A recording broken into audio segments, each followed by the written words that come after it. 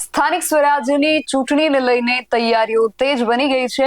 આજે જે કેબિનેટ બેઠક હતી એ પણ રદ કરી દેવામાં આવી છે। એટલા માટે આજના દિવસમાં ગમે ત્યારે ચૂંટણીની તારીખો જાહેર થવાની શક્યતાઓ વધુ પ્રબળ બની ગઈ છે।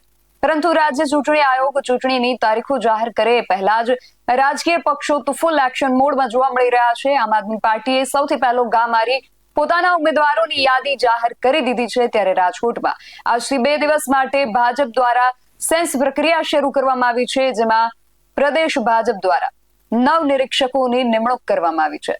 ત્યારે રાજકોટ મહાનગરપાલિકામાં કોણ ખુરશી સુધી પહોંચી શકશે અને કોના પત્તા કપાઈ શકે તેમ છે, તેના વિશે વિગતે વાત કરીએ આ અહેવાલમાં।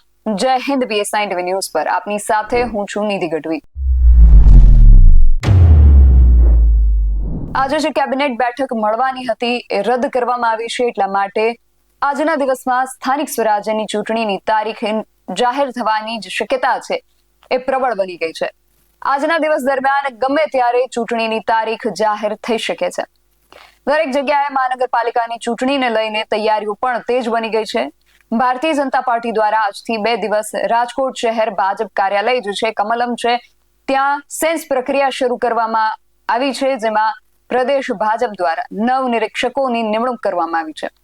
સૌથી પહેલા તો આ 9 નિરીક્ષકો કોણ છે તેના વિશે વાત કરું તો એમાં સૌથી પહેલા આવે છે રાજ્ય સરકારના મંત્રી દર્શનાબેન વાઘેલા, જીતુભાઈ પટેલ, જીમેશભાઈ સેવક, પૂર્વ સાંસદ ભાવનાબેનને પણ અહીંયા ઉમેરવામાં આવ્યા છે। યુવા મોરચાના જે મહામંત્રી છે ડોક્ટર નરેશ દેસાઈ, એ સિવાય રાજેન્દ્રભાઈ પટેલ, નટુજી ઠાકોર, સુરેશભાઈ પટેલ અને સીતાબેન પટેલ પણ આ જે 9 નિરીક્ષકો છે એમાંના એક છે ને દાવેદારો જે છે એમને આ બધા જ નિરીક્ષકો સાંભળશે અને પછી રાજકોટના 18 વોર્ડની જે યાદી છે એ તૈયાર કરવામાં આવશે અને પ્રદેશમાં મોકલી આપવામાં આવશે। સવારથી જ આ સેન્સ પ્રક્રિયા જે છે એની શરૂઆત થઈ ગઈ છે, પણ રાજકોટ મહાનગરપાલિકાની આ ચૂંટણીને લઈને ભારતીય જનતા પાર્ટી હજુ સુધી ઉમેદવારો અંગેનો જે ક્રાઇટેરિયા છે જાહેર નથી કર્યો, પરંતુ એવી અનૌપચારિક ચર્ચાઓ સાંભળવા મળી રહી છે કે 3 ટર્મ ચૂંટણી લડી ચૂક્યા હોય, 60 વર્ષથી વધુની જેમની ઉંમર હોય અને સંગઠનમાં મહત્વના પદ ઉપર હોય તેમને ટિકિટ આપવામાં નહીં આવે। જો કે આ બધી સાંભળવા મળતી ચર્ચા માત્ર જ છે, આ અંગે કોઈ પણ પ્રકારની સત્તાવાર જાહેરાત કરવામાં નથી આવી, પરંતુ પાર્ટીના આ પ્રકારના ક્રાઇટેરિયાથી જૂના કાર્યકર્તાઓમાં અસંતોષનો ગણગણાટ પણ સાંભળવા મળ્યો છે અને આ ગણગણાટ માત્ર આંતરિક ગણગણાટ નથી રહ્યો। ગઈકાલે એક શહેરના જે જૂના કાર્યકર્તા છે એમણે મીડિયા સામે આવીને પોતાનો આ જે બળાપો છે એને ઠાલવી પણ દીધો અને રાજીનામું પણ ધરી દીધું છે।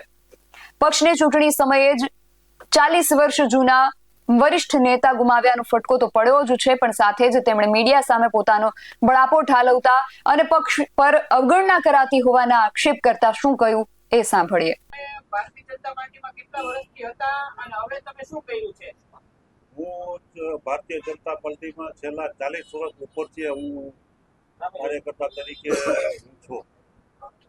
મારો જે તે સમયે જ્યારે હું જોડાણો ત્યારે વોર્ડ નંબર જૂનો 9 કહેવાતો, જે લખવાડી, ગુંદાવાડી, પૂજારા પ્લોટ અને લખવાડી ક્વાર્ટર, ગોવિંદપરા આ વિસ્તાર જૂનો હતો। એ સમયકાળની અંદર ગંભીરસિંહ પરમાર પહેલી ચૂંટણી લડ્યા।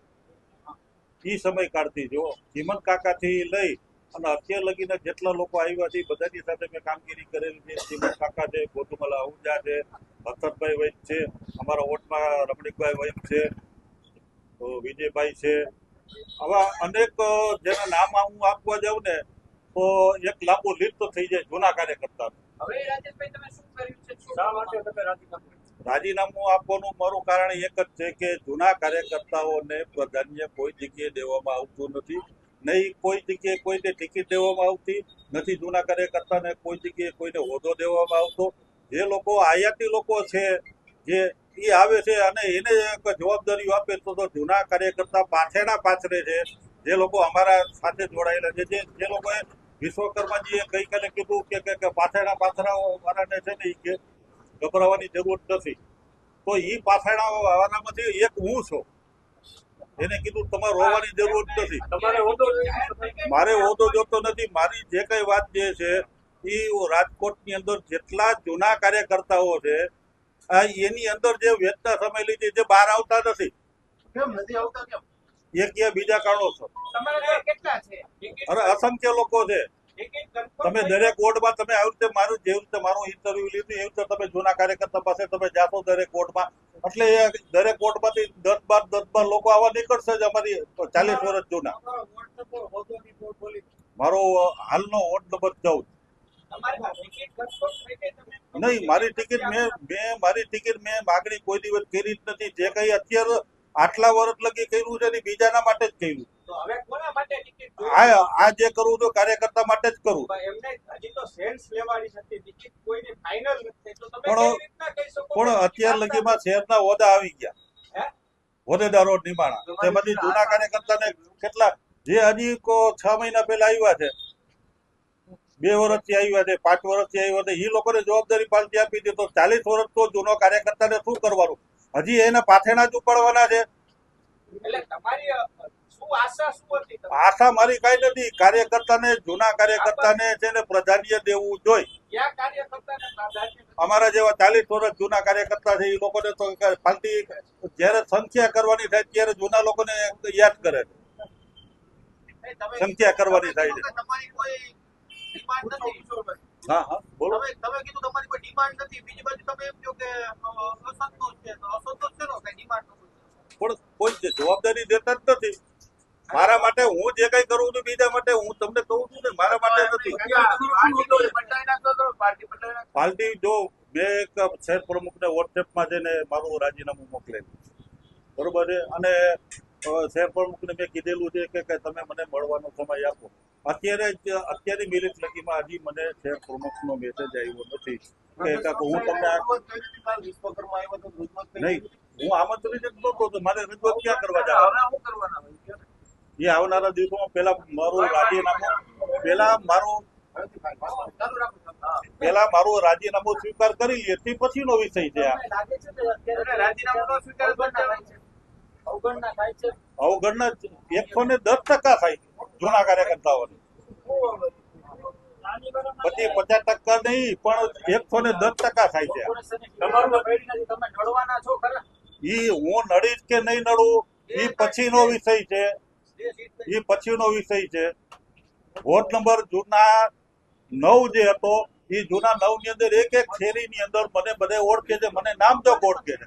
તમે મારા વિસ્તારમાં જાઓ એટલે એમ કે રાજુ ટાક એટલે કે જૂનો ભાજપ વાળો. અત્યારે તમારી પાસે આ રીતે છે.